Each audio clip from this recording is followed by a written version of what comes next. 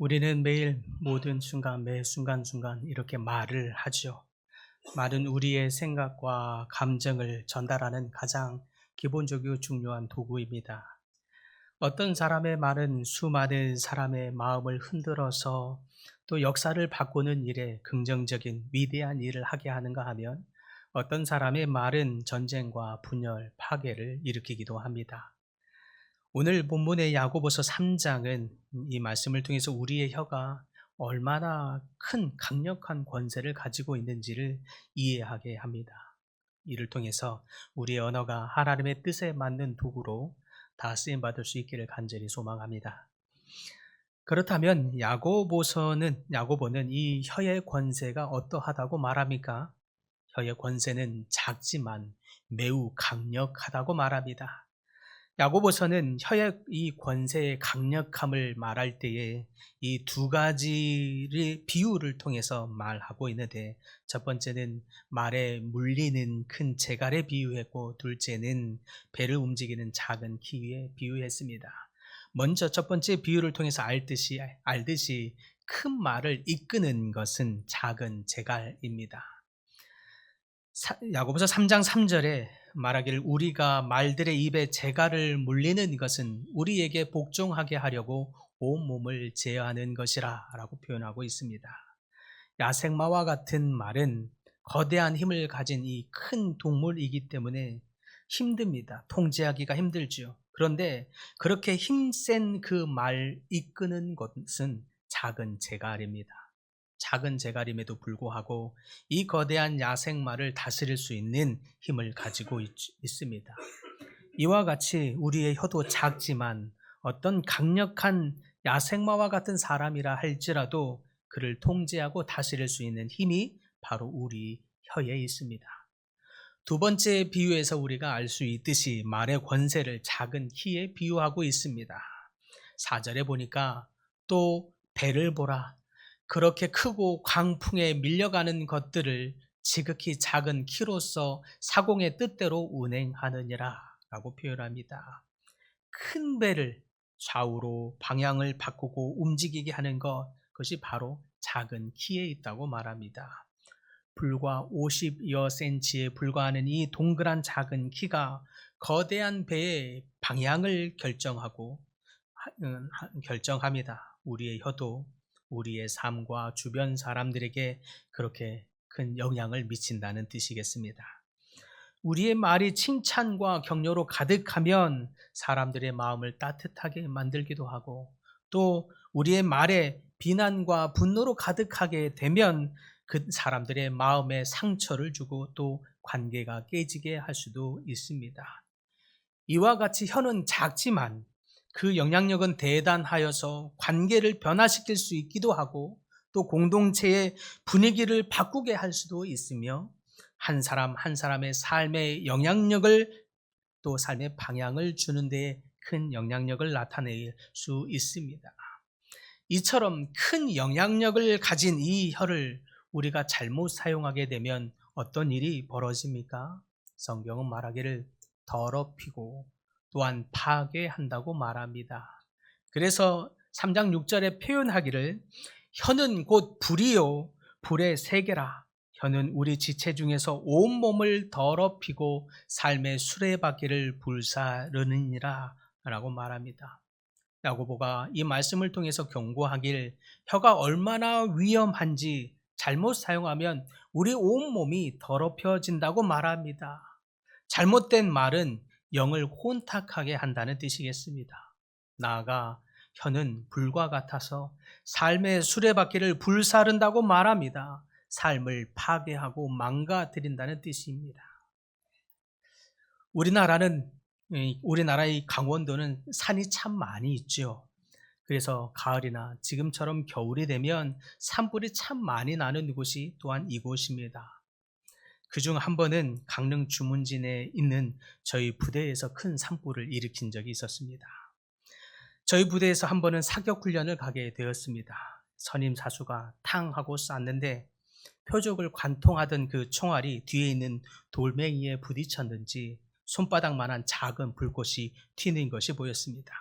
그런데 마치 무슨 만화같이 기가 막힌 타이밍에 바람이 휘 하고 불어옵니다. 그 타이밍에 그 작은 불꽃이 한 4~5m쯤 떨어지는 곳으로 휘 하고 옮겨 갑니다. 또 그곳이 갈대 몇 가닥 있지도 않은 그 갈대가 있었습니다. 근데 순식간에 옮겨 붙은 그 불이 산 전체를 태워버렸습니다. 그 모습을 보면서 저와 저희 부대원들이 뛰어가면서 야상을 벗어던져서 그 옷으로 그 불을 치면서 꺼보려 했지만 4~5m 떨어져 있는 그 거리를 가는 동안 이미 불은 삽시간에 번져버렸습니다. 그때 그 모습이 얼마나 놀라운지 저의 삶에 계속 슬로 비디오처럼 그 장면이 너무나 생생하게 기억이 됩니다. 돌멩이에 부딪힌 작은 불꽃이 숲 전체를 태워버린 것이죠. 이와 같이 우리 몸에 있는 이 작은 작은 것에 불과하지만 그 혀를 잘못 사용하면 사람의 인생 전체를 태워버리듯이 파괴할 수도 있습니다. 그래서 우리의 무심코 내뱉은 이 말 한마디가 가정에서 갈등을 일으키기도 하고 직장에서 긴장을 초래하기도 합니다.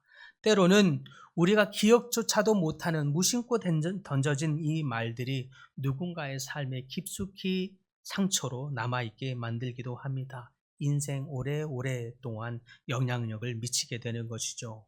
그러므로 잘못 사용하면 엄청난 파괴와 상처를 줄 수 있는 것이 바로 우리의 혀입니다. 그래서 더더욱 잘 사용하는 것이 중요하다 하겠습니다. 이토록 중요한 혀를 잘 사용하기 위해서 우리가 반드시 알아야 할 것이 있습니다. 그것은 혀는 마치 동전의 양면과 같아서 매우 이중적이라는 것입니다. 매우 이중적이어서 우리의 마음의 상태가 어떠한지가 중요하며 또 우리의 영의 상태가 어떠한지와 매우 깊은 연결성을 가지고 있다는 사실입니다. 야고보는 그래서 이 혀의 이중성을 다음과 같이 지적하며 고발합니다. 3장 9절에 보니까 이것으로 우리가 주 아버지를 찬송하고 이것으로 하나님의 형상대로 지음을 받은 사람을 저주하나니라고 말합니다. 한 입으로는 아버지를 찬송하고 한 입으로는 저주를 합니다. 동일한 혀로 하나님을 찬송하기도 하고 동일하게 이웃을 저주하기도 할 수 있는 이중적인 모습을 다 지니고 있다는 뜻입니다. 지금 우리가 하나님을 기쁨으로 예배하고 찬양하며 은혜로운 고백을 했지만 우리는 간혹 바로 뒤돌아서면 무엇인가를 불평하고 원망하고 또 어떤 누군가를 비난하는 일들에 우리의 혀가 사용될 때가 있다는 것입니다. 야고보는 바로 이와 같은 이중성을 꼬집고 있는 것이지요. 그래서 11절에 샘이 한 구멍으로 어찌 단물과 쓴물을 내겠느냐라고 말합니다. 이와 같이 우리의 입에서 축복과 저주가 동시에 나오는 것은 하나님 앞에서 너무 부끄러운 것이다 라는 뜻이겠습니다. 그런데 왜 이토록 이중적인 모습으로 우리의 혀가 왔다 갔다 하게 됩니까? 혀는 무엇보다도 우리의 마음의 상태, 우리의 심령의 상태에 큰 영향을 받기 때문에 그렇습니다. 마태복음 12장에서 예수님이 말씀하십니다. 마음에 가득한 것을 입으로 말하거니와. 혀의 문제는 우리가 어떤 것을 잘못 말할 때 그것은 단순히 말의 문제에 있는 것이 아니라 우리의 마음의 문제, 우리의 심령의 문제에 달려 있다는 뜻입니다. 우리의 마음이 분노와 이기심으로 가득 차 있으면 우리의 혀도 그것을 따라서 저주를 쏟고 더럽히고 파괴하고 상처를 줄 수 있다는 뜻입니다. 우리의 마음이 불평과 원망, 정욕으로 가득하면 사람을 죽이는 혀가 될 수 있다는 것입니다. 그러나 반면에 우리의 마음이 감사로 넘쳐나고 또한 하나님의 말씀으로 가득 채워져 있으면 우리의 혀가 사람을 살리는 혀, 사람을 축복하는 혀가 될 것입니다. 그러므로 우리는 우리의 혀를 통해서 하나님의 축복과 은혜를 나타낼 수 있기를 바랍니다. 이를 위해서라도 우리의 마음이 먼저 변화를 받아야 할 것입니다. 우리의 마음의 변화를 받아서 감사와 또한 하나님의 말씀으로 가득 차게 할 수 있기를 간절히 소망합니다. 나아가 혀는 이 영적인 문제와도 깊이 연결되어 있습니다. 그래서 야고보는 혀의 문제가 곧 단순히 인간적인 차원의 문제가 아니라 성품적인 문제 정도가 아니라 영적인 문제라고 지적하기도 합니다. 3장 후반절에 보니까 그렇게 표현되어 있지요. 불사르나니 그 사르는 것이 지옥불에서 나느니라. 즉 우리의 말 속에서 누군가를 향하여 거짓하고 비난하고 험담하고 분노하고 있을 때에 사실은 그것은 우리가 단순히 인간적인 실수에서 튀어나온 말이 아니라 우리의 영적인 상태가 지옥에 있는 것 같이 어둠의 영역에 몸담고 발 담그고 있기 때문이라는 의미입니다. 그러므로 사실은 우리가 우리의 혀를 잘 다스리기 위해서는 무엇보다도 우리의 마음을 잘 다스려야 하고 우리의 영적인 영역을 먼저 살펴야 한다는 뜻입니다. 우리의 영을 점검해야 할 것입니다. 말은 무기가 될 수 있기 때문입니다.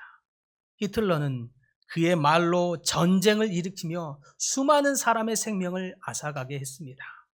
마틴 루터 킹 주니어 목사는 그의 말로 인권운동을 일으키면서 수많은 사람들에게 전 세계에 희망을 주기도 했습니다. 이와 같이 혀는 파괴와 회복의 힘, 이 두 가지를 모두 다 가진 강력한 도구입니다. 그러므로 우리는 이 혀를 잘 사용하여 경계하지 않으면 그것이 우리의 삶을 망가뜨리게도 할 수 있으며 그것이 우리 다른 사람을 세우게도 할 수 있습니다. 그렇다면 우리가 우리의 혀를 잘 다스리기 위해서 무엇을 해야 하겠습니까? 그것은 무엇보다도 우리의 삶의 영역에 성령의 충만함과 성령의 열매를 맺어야 할 것입니다. 야고보는 혀를 인간의 힘만으로는 우리의 의지만으로는 제어할 수 없음을 분명히 하고 있습니다. 내가 좋은 말만 해야지. 그래, 좋은 말만 할 거야. 아무리 다짐하고 또 다짐하지만 우리의 의지만으로, 우리의 다짐만으로 우리의 혀를 제어할 수 없다고 말합니다. 혀는 능히 길들일 사람이 없나니 쉬지 아니하는 악이요 또 죽이는 독이 가득한 것이라 라고 3장 8절은 이야기하고 있습니다. 그러므로 오직 우리가 혀를 잘 다스릴 수 있는 유일한 방법은 성령의 도우심을 구하는 길입니다. 성령의 열매 중 절제가 있지요. 이 절제의 열매가 우리의 혀를 통제할 수 있는 줄 믿으시기 바랍니다.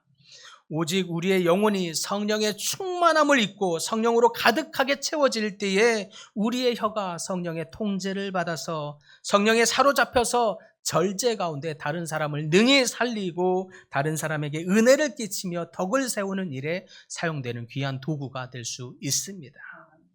나아가 우리가 혀를 잘 다스리기 위해서는 우리의 마음, 우리의 심령을 감사로 가득 채워야 합니다. 우리의 심령을 하나님의 말씀으로 가득 채우기까지 연단하고 또 연단해야 합니다. 야생마를 길들일 때 반드시 재갈을 물리는 것처럼 재갈을 물려 연단하고 또 훈련해야 합니다. 만약 길들여지지 않은 야생마를 존중해 준다고 그냥 놔두면 평생 길들여지지 않습니다. 평생 길들여지지 않는 그 야생마는 누구 한 사람도 등에 태울 수 없습니다. 무슨 뜻입니까? 누구 한 사람도 그의 곁에 남아있을 사람이 없다는 뜻입니다. 그러나 야생마가 길들여지고 온순해지면 비로소 다른 사람을 등에 태울 수 있게 됩니다. 즉 우리의 혀가 길들여질 때에 다른 사람에게 유익을 줄 수 있다는 뜻입니다. 그러므로 우리의 혀도 재갈을 물려 훈련해야 합니다. 모든 순간순간 나도 모르게 훈련된 이 혀가 감사를 고백할 수 있게 해야 합니다. 순간마다 말씀이 튀어나오도록 또 길들이고 연단해야 합니다. 길들여지지 않는 야생마가 나중에 성인이 되면 그러면 좀 철이 들겠지, 괜찮아지겠지, 예쁜 말을 잘하겠지. 그렇지 않습니다. 그래서 내 입술에 바르게 함과 의로 교육하기에 유익하다고 말씀하시는 이 말씀이 여러분의 심령에 가득하게 해야 할 줄 믿습니다. 모든 순간 우리의 눈과 시각이 감사의 이유를 찾아낼 수 있도록 연단해야 합니다. 그래서 시편 기자는 고백하기를 여호와여 내 입술에 파수꾼을 세우시고 내 입술의 문을 지키소서라고 고백하는 이유입니다. 파수꾼을 세운다는 것, 파수꾼을 세워서 내 입술의 문을 지킨다는 것, 마치 군사의 훈련됨 같이 연단하고 훈련한다는 뜻일 것입니다. 마치 누구 어떤 사람이 이등병을 부르기만 해도 이병 홍길동이라고 바로 관등성명을 내듯이 우리의 삶에서 이 입술이 연단받아서 누군가 부르기만 하면 감사합니다. 하나님의 말씀을 이야기하고 감사를 고백할 수 있기까지 훈련하고 연단해야 합니다. 이 혀가 훈련될 때에 능히 다른 사람을 살리게 될 것입니다. 어느 시골 마을 학교에 말이 정말 없고 너무너무 소심한 한 아이가 살고 있었습니다. 이 아이는 늘 매사에 자신감이 부족했습니다. 친구들 사이에서도 함께 어울릴 줄을 몰랐습니다. 그러니 자연스럽게 소외감을 느끼게 되기도 했습니다. 글씨 쓰는 것도 한참 더딥니다. 느립니다. 매사에 느려서 서툴고 발표 수업할 때는 한마디 말도 제대로 하지 못합니다. 선생님이 답답하게 여길 지경입니다. 꾸중을 듣는 일도 있었습니다. 아이는 그럴 때마다 점점 더 움츠러들었습니다. 자신의 삶에 소망이 안 느껴졌습니다. 학교에 가기도 너무너무 싫어집니다. 그런 어느 날 미술 수업 시간이었습니다. 그 아이가 다른 아이들과 같이 그림을 그리는데 조금은 이상하게 그림을 그립니다. 다르게 그림을 그리죠. 독특합니다. 보통의 아이들이 그리는 정도의 그림이 아니라 뭔가 독특하면서 창의적인 부분이 있습니다. 선생님조차도 그 그림을 보면서 갸우뚱합니다. 또 왜 이렇게 그렸니? 이해하지 못합니다. 그러다가 어느 날 새로 부임한 미술 선생님이 그 그림을 보며 이렇게 말합니다. 와, 이 그림 너무 멋지다. 네 그림에는 특별한 의미가 담겨 있는 것 같아. 이 무슨 이야기를 그린 거니? 선생님이 볼 때는 이 그림에 있는 이 작은 새는 마치 너를 말하는 것 같아. 마치 움츠러들어 있는 너의 모습을 대변하는 것 같기도 하고. 그래서인지 저쪽 한쪽에 있는 이 어두운 색감의 그림들은 마치 어두운 세상, 비관적인 이 세상을 표현하는 게 아닐까? 맞니?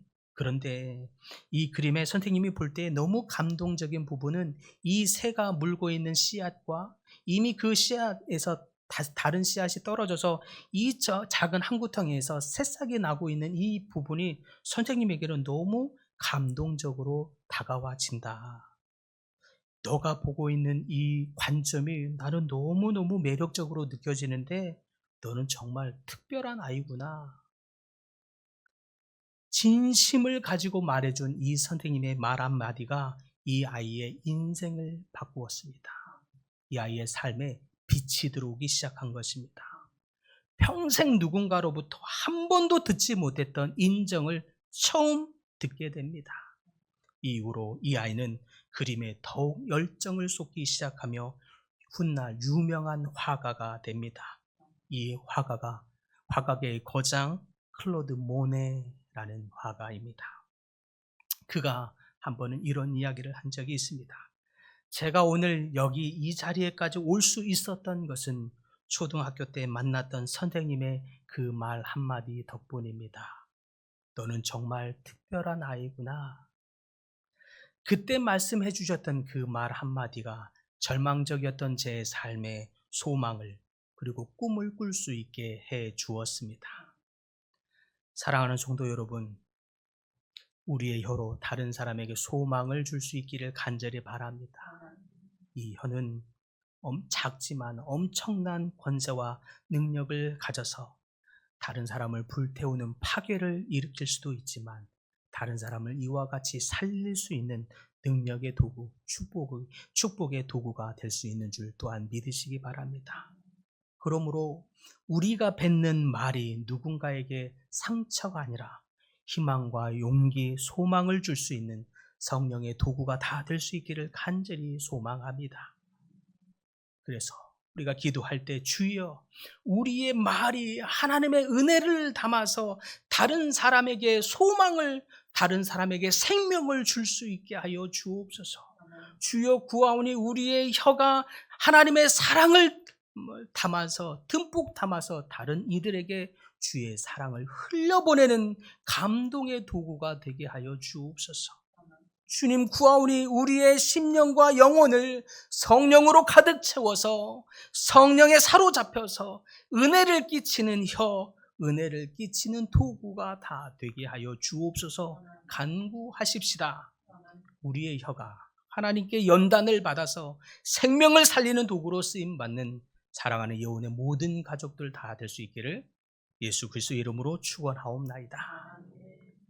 주님, 우리의 혀가 성령의 도구가 되게 하여 주시옵소서. 다른 사람을 살리는 도구, 생명을 주는 도구, 하나님의 사랑을 증거하는 도구 다 되게 하여 주시옵소서. 그래서 우리의 혀가 더욱 주님 앞에 연단받게 하여 주시옵소서. 우리의 심령에 감사를 찾을 수 있는, 감사를 고백할 수 있는, 감사로 넘쳐나는 심령이 되기까지 연단하게 하시고 하나님의 말씀으로 가득 채워서 우리를 통하여 성령의 은혜를 증거하고 성령의 역사를 나타내는 도구 다 되게 하여 주옵소서. 그래서 우리의 입술로 하나님을 증거할 때에 생명이 흘러가게 하여 주시옵시고 복음이 증거됨으로 말미암아 사람이 살아나는, 죽어가는 영혼이 회복되는 역사로 쓰임받게 하여 주시옵소서. 예수님의 이름으로 기도드립니다. 아멘.